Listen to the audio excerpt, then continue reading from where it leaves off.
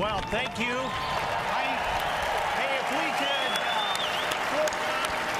if we could zoom the camera one more time on the nose of the airplane. We thought to the Sutter family, we thought we'd give Joe another ride around the world as he looks down on us. So thank you.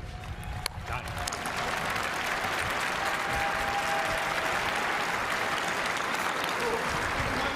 Thank you, Stan, and good afternoon, everybody. And Carson, you were absolutely right. She's a darn good-looking airplane.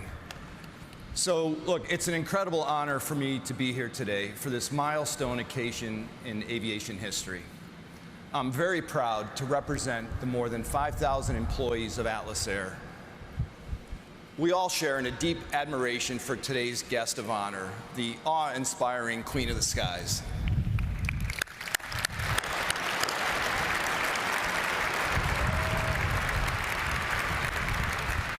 To see our aircraft on this big stage is a very proud moment for all of us at Atlas Air. Our company's history and our success is directly linked to the 747 platform. Our founder, Michael Chowdhury, launched Atlas Air over 30 years ago.